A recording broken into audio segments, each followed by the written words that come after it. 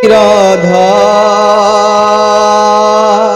राधा श्री राधा श्री राधा राधा राधा श्री राधा श्री राधा राधा राधा श्री राधा राधा मेरे स्वामिनी मैं राधा को दास जन्म जन्म मोहे दीजियो मोहे वृंदावन वास। ओम।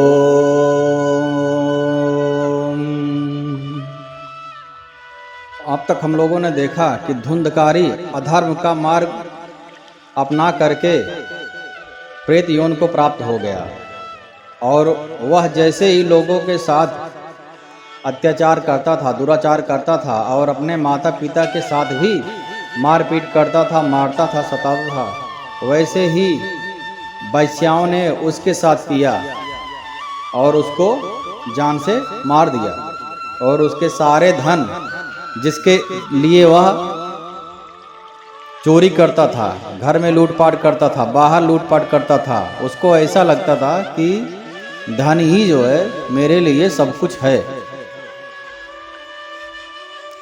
और अंत में धन ने उसका साथ नहीं दिया और धन लेकर के कोई और चला गया। यही मनुष्य जीवन में भी होता है। जरा शांति से ठहर करके, रुक करके, मोबाइल से दूर एकांत में बैठ करके थोड़ा विचार किया जाए। धन जरूरी है खाने के लिए, पीने के लिए और सेवा के लिए। कभी कभी आवश्यकता आ पड़ती है, कोई बीमार हो जाता है, उसके लिए। लेकिन उससे ज़्यादा अगर धन मिल रहा है तो वह अनर्थ का कारण बनता है। या खाए बौराई जग व पाए बौराई, ज़्यादा मिल जाता है तो दिमाग भ्रष्ट हो जाता है, विवेक शून्य हो जाता है, फिर वह अधर्म के मार्ग पर चलता है। वैसे ही इसके बुद्धि में धन धन धन धन एक ही शब्द, कैसे वह धन बटोरे और उसी से उसको सुख सुविधा मिलेगा, ऐसा उसका विश्वास था। क्योंकि धन देता था वैश्याओं को तो वैश्याओं के साथ में आनंद का अनुभव करता था। लेकिन वही वैश्या, यही होता है, वही वैश्याओं ने उसको मार करके उसका सारा धन लूट लिया। इसीलिए प्राणी को धन आवश्यकता अनुसार ही कहा गया है ना कि साईं इतना दीजिए जामे कुटुंब समाए, मैं भी भूखा न रहे, साधु के लिए भी एक रोटी मिल जाए, बस उतना ही पर्याप्त है। लक्ष्मी भगवान नारायण के पैर के पास रहती है। उसकी अलग अलग, माता लक्ष्मी की अलग अलग अवस्थाएं हैं। उसमें से सबसे बुरी अवस्था यह है कि जब लक्ष्मी सर पे आ जाती हैं, सर पे वास करने लगती हैं पैर से, तो प्राणी का विनाश हो जाता है। पैसा कितना भी कमाओ, अब जो लोग अमीर हैं उनको देखो तो बहुत शांत रहेंगे, ऐसा लगेगा नहीं। और जो लोग अमीर दिखाना चाहते हैं, है नहीं वास्तव में, वो लोग के मन में पैसा पैसा रहता है और दिमाग में वही भरा रहता है कि कैसे मैं अपना पैसा है मेरे पास प्रकट करूं। मैंने ये खरीदा, फालतू कहीं बैठे रहेंगे, बिना कोई पूछने पर भी बताएंगे मैंने ये लिया, इतने लाख का है और इतने पैसे मैंने वहाँ में डाला, ये कपड़े लिया, इसका ये कीमत, कोई नहीं पूछेगा तब भी बताते रहेंगे। तो उनका पूरा बुद्धि पैसे में चला जाता है, अर्थात माया में चला जाता है। तो भगवान जो दूसरा रास्ता है भगवान का, वह रास्ता बंद हो जाता है उसके लिए और उसका विनाश उसी प्रकार से होता है जैसे धुंधकारी का हुआ। अगर धुंधली के पास पैसा था, धुंधली के पास पैसा था, लेकिन वह अगर अधर्म के मार्ग पर ना चलती, पतिव्रत का धारण करती, पतिव्रत का जो भी नियम है, तो उसकी यह दशा नहीं होती। वह पत्नी का धर्म ही है कि वह कम बोले। उसका आभूषण लज्जा है, जो कि कलयुग में एकदम से खत्म हो गया है। स्त्रियों का आभूषण है, धन है लज्जा। कम बोलना चाहिए, सर नीचे करके करना चाहिए, पति जितना आज्ञा दे उतना ही करना चाहिए। मन, वाणी और कर्म से पति के चरण पद पर ही निगाह दृष्टि होनी चाहिए। बस इतना ही एकमात्र धर्म शास्त्रों में बताया गया है। पत्नी के लिए मुक्ति पाने का और कोई भी धर्म अभी तक शास्त्रों में मुझे पढ़ने में और सत्संग में सुनने में भी नहीं मिला है। वही काम करना चाहिए जिस काम से पति संतुष्ट हो। अभी पत्नी है, देवर की सेवा कर रही है, माता सासु ससुर की सेवा कर रही है, उसके पीछे का उद्देश्य यही है कि ये जो हैं मेरे पति से जुड़े हुए हैं और इनकी सेवा करूंगी तो मेरे पति प्रसन्न होंगे, और पति प्रसन्न होंगे तो भगवान प्रसन्न हो जाएंगे, और मुझे जो सद्गति मिलना है वह प्राप्त हो जाएगा। मूल भाव यही है। और यही धुंधकारी को तो यह रास्ता धुंधला दिखाई दे रहा था, या फिर धृतराष्ट्र जैसा अंधा दिखाई ही नहीं दे रहा था, उनको दूसरा रास्ता दिखाई दे रहा था। वही मेन जड़ है कि उसकी भी दुर्गति हुई, उसका बेटा खुद उसको मारा और अंत में कुएं में गिर गई, और उसके बेटे की जो दुर्गति हुई यह हम लोग देख रहे हैं। और अंत में मरने के बाद में भी प्रेत योनि को प्राप्त हो गया। प्रेत योनि ऐसा है, संत समागम से जितना बुद्धि में आता है कि प्यास लगी है, बिना किसी के पानी दिए आप पी नहीं सकते हो। ऐसे मनुष्य जाति नहीं है, मुझे प्यास लगा और गया, फ्रिज खोला और नल चलाया, पानी लेके पी लिया, मुंह हाथ धुल लिया। ठीक है, जब तक कोई देगा नहीं तब तक आपको मिलेगा नहीं। ठीक है, तो तड़प रहा था भूख और प्यास से, यह दुर्गति हुई, इतनी भयानक दुर्गति हुई। उसका कुकृत जो पहले किया था, लोगों को सताता था, बच्चों को कुएं में डाल देता था, उसी सब का परिणाम है। यह कहानी जो है श्री सुखदेव जी, भगवान सुखदेव जी सुना रहे हैं। परम ब्रह्म संपन्न जो है परीक्षित जी को, जिन्होंने गर्भ में ही, उत्तरा के गर्भ में ही भगवान नारायण के साक्षात दर्शन कर लिए थे, उनको सुनने की आवश्यकता थी कि नहीं थी, यह भी आएगा भागवत महापुराण में। लेकिन मुख्य उद्देश्य प्राणियों के कल्याण के लिए, हम लोगों के, हम जैसे प्राणियों के लिए ही यह कथा है। इससे हमको शिक्षा लेनी चाहिए कि क्या क्या जो है हमारे लिए उपयोगी है। हम आज से वैसा ही आचरण करने का कोशिश करेंगे।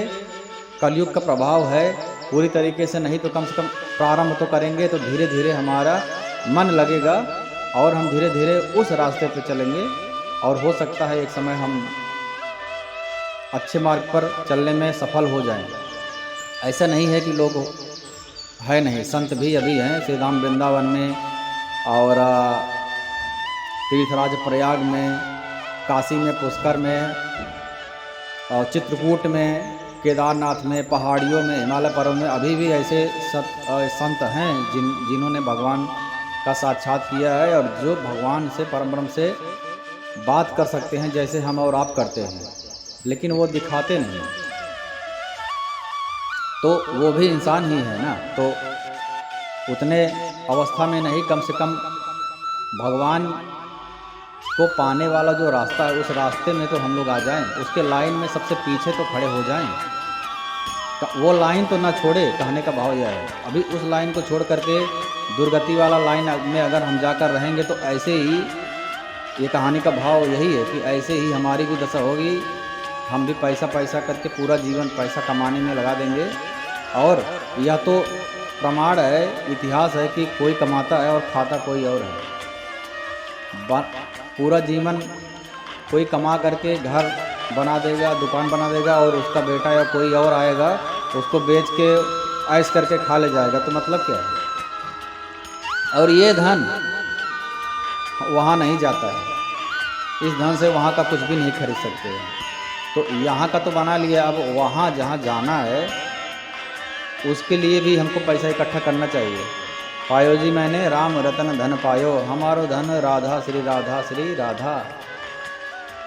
ठीक है, तो जिस प्रकार से हमने कड़ी मेहनत करके पैसा कमाया और घर द्वार सब कुछ बना लिया पृथ्वी लोक पर, उसी प्रकार से अभी समय है तो वो धन कमा ले जिसका सिक्का जहाँ हम जाएंगे वहाँ पर भी चले, तो बहुत उत्तम है। जैसे ही यमराज बोलेगा क्या पाप किया है, इसको प्यास लगी है, इसको पानी मत दो, तुरंत अपना राधा नाम का धन निकालो और दे दो, ये लो। और नाम रूपी धन का महत्व, इस पर हम लोग थोड़ा 2 मिनट चर्चा कर लेते हैं। सत्संग से बहुत ही सुंदर भाव बना है कि एक बार 2 भाई थे। एक भाई जो था वो भगवान जय राम जय राम जय राम राम नाम का सुमिरन करता था। वह सत्संगी निकल गया, वह संतों का समागम उसको बहुत अच्छा लगता था, धर्म किसी को दान देना उसको बहुत अच्छा लगता था। और दूसरा जो था वो कुमार्गी निकल गया, उसको जुआ खेलना और किसी की सेवा करना अच्छा नहीं लगता था, बल्कि सताना अच्छा लगता था। चोरी करना उसका प्रमुख व्यवसाय बन गया था। एक ही झटके में लाख 2 लाख 10 लाख रुपए कमा के लाता था और ऐश करता था। लेकिन जो बड़ा भाई था वह यह समझाया, उसने माना नहीं। बोला नहीं नहीं, तुम अपना काम करो, मेरे जैसा तुम सुखी हो क्या? मेरे पास कार है, इतने सारे पैसे हैं, तुम तो सिर्फ जीने के लिए तुम्हारे पास पैसा है बस। मेरे पास तो इतना पैसा है कि मैं चाहूँ तो मेरी 7 पुश्ते आराम से खाएं। तो सत्संग जो करता था बड़ा भाई, वह एक संत से बोला कि गुरुजी ऐसी ऐसी समस्या है, मेरा छोटा भाई कुमार्ग पर चला गया है, तो क्या कुछ संभव है, कुछ रास्ता बन सकता है उसको फिर से धर्म के मार्ग पर लाने के लिए, उसको सदगति हो जाए, यह हमारा परम कर्तव्य भी है। तो संत ने बोला अवश्य हो जाएगा, चलो मुझे अपने घर पे लेकर के चलो। संत को लेकर गए तो बोले कि अब मैं जा रहा हूँ उसके कमरे में। संत बोले कि मैं उसके कमरे में जा रहा हूँ, और वो चीखेगा चिल्लाएगा, तुम दरवाज़ा न तो खुलवाना, मैं अंदर से जा करके बंद कर लूँगा। तो बड़े भाई बोले ठीक है महाराज, जैसी आपकी इच्छा। गए वो दरवाज़ा बंद के लिए अंदर से, और संत उसके ऊपर चढ़ गए। बोले बोल बोल जय श्री राम। तो बोला नहीं बोलूँगा। बोलेगा कि आज मैं तुझे यहीं ख़त्म कर डालूंगा। तो उसको मार मार के जब वो समझ गया कि बिना श्री राम बोले ये संत तो मुझे छोड़ेंगे ही नहीं, और मुझे कोई बचाने भी नहीं आ रहा, मेरा भाई भी नहीं आ रहा है, तो एक बार जय श्री राम बोलने में क्या जाता है। तो छोटा भाई बोला हाँ हाँ बोल रहा हूँ, छोड़ो मुझे, जय श्री राम जय श्री राम। फिर संत दरवाज़ा खोल के बाहर आ गए। बड़े भाई से बोले काम हो गया है, उसको सदगति हो जाएगी, चले गए। तो जब छोटा भाई मरा तो उसको लेने के लिए यमराज ही आए, क्योंकि उन्होंने कुकृत्य तो बहुत सारा किया था। तो यमराज चित्रगुप्त ने खाते में देखा किसने एक बार जय श्री राम लिया है, वो भी भाव से नहीं लिया है, उसका प्रेम थोड़ी था, वो तो डर से लिया था। एक बार राम ले लेने में क्या जाता है, मुझे छोड़ तो देंगे नहीं तो यही मार डालेंगे मुझे, नाम तो लिया है जय श्री राम। तो यमराज जी बोले कि अच्छा बोल, तूने एक बार जय श्री राम का नाम लिया है, बोल इसके बदले में तुझे क्या चाहिए। तो उसने बोला कि मैं सोच के बताता हूँ मुझे क्या चाहिए। तो चित्रगुप्त बोल रहे हैं कि भगवान, यमराज जी से, भगवान इन्होंने एक बार नाम तो लिया है जय श्री राम, लेकिन इसके बदले में इसकी तुलना हम किससे कर सकते हैं, हमको भी विचार करना चाहिए। तो यमराज बोले बता जल्दी। तो यमराज वो सुन रहा था, छोटा भाई जो था, उन्होंने बोला कि नहीं। यमराज बोला बता तुझे कितना सुख दे दूं, तुझे धन दौलत दे दूं इतना कि तेरी आने वाली 1000 पुश्ते आराम से खाएंगी, तू चक्रवर्ती सम्राट हो जाएगा, मंजूर है तुझे? उसने बोला नहीं मंजूर है। वो भी समझ गया कुछ बड़ी बात है, राम नाम जो लिया था ये कोई साधारण नहीं है, ये लोग इतने गंभीर होकर के बात कर रहे हैं, तो इसका मतलब राम नाम की महिमा में कुछ तो बात है। अब जितना भी वो बोलते गया, तुम लंबे दीर्घायु हो जाओगे, बहुत सारी अप्सराएं तुम्हारी सेवा करेंगी, इंद्र के पद तुमको प्राप्त हो जाएगा, अब तो बोल हाँ। वो बोला नहीं। तो चित्रगुप्त और ये छोटा भाई जो था ये और यमराज जी, ये भी बोला भगवान मुझे ये जानना है कि इस नाम का कितने पुण्य के बराबर इसकी महिमा है। तो यमराज जी पहुँचे इंद्र के पास कि इंद्रदेव ऐसा है, इसने एक बार नाम लिया था, वो भी जान बचाने के लिए, भाव में नहीं लिया है, लेकिन इसके बदले में ये तो कुछ बोल नहीं रहा है, तो इसको कितना हम लोग इसको सुविधा प्रदान कर दें कि उसके बराबर हो जाएगा। उसके बाद इसका पाप वाला हम लोग प्रारंभ करते हैं, क्योंकि पाप तो इन्होंने बहुत किया है। इंद्र बोले यार ठीक तो है, लेकिन मुझे भी पूरी तरीके से पता नहीं है कि श्री राम जी की महिमा के बराबर कितना पुण्य होगा, कितना फल इसको मिलेगा। चलो ब्रह्मा जी के पास, ब्रह्मा जी के पास बढ़ गए तो ब्रह्मा जी बोले कि ये तो ठीक है, इन्होंने बहुत बड़ा पाप किया है, लेकिन ये नाम की महिमा जो है, जितना भी तुम बता रहे हो कि दीर्घायु हो जाएगा, ये ठीक है, बहुत सारी अप्सराएं मिल जाएंगी, चक्रवर्ती सम्राट हो जाएगा, इंद्र पद मिल जाएगा, यह भी ठीक है, इसको मैं सहमति देता हूं, लेकिन इसके बराबर होगा कि नहीं होगा यह मुझे नहीं पता। तो महादेव के पास गए तो सब जो है, कौन कौन जा रहा है, चित्रगुप्त, यमराज जी, वो पापकृत जो है इंसान, और इंद्र भी जा रहे हैं देखने के लिए कि श्री राम के बराबर का जो है कितना बड़ा फल मिलना चाहिए, मिलता है। अब जिज्ञासा हो गई मन में। इंद्रदेव जी, ब्रह्मदेव जी महादेव के पास पहुंचे। महादेव बोले मुझे भी नहीं पता, चलो नारायण से ही पूछते हैं, अब वही बताएंगे। नारायण के पास पहुंचे तो नारायण ने कहा कि तुमने राम का नाम लिया है, ठीक है, तो आओ तुम मेरी गोद में बैठो। उसको अपनी गोद में बैठा के उसको दुलार करने लगे, जैसे जैसे किसने किया था, प्रहलाद जी को नरसिंह भगवान दुलार कर रहे थे, गोद में बैठा करके। किसी की हिम्मत नहीं होती है। लक्ष्मी जी को भी ब्रह्मदेव ने कहा कि जाओ अपने पति को संभालो, इतना गुस्सा हो गए हैं, सृष्टि प्रलय हो जाएगा। लक्ष्मी जी बोली वो तो ठीक है मेरे पति हैं, लेकिन आज मेरी हिम्मत नहीं है वहाँ जाने का। इनका जो रौद्र रूप है इतना भयंकर मैंने कभी ना तो देखा ना तो सोचा सपने में। अब तो इनके भक्त ही जा सकते हैं।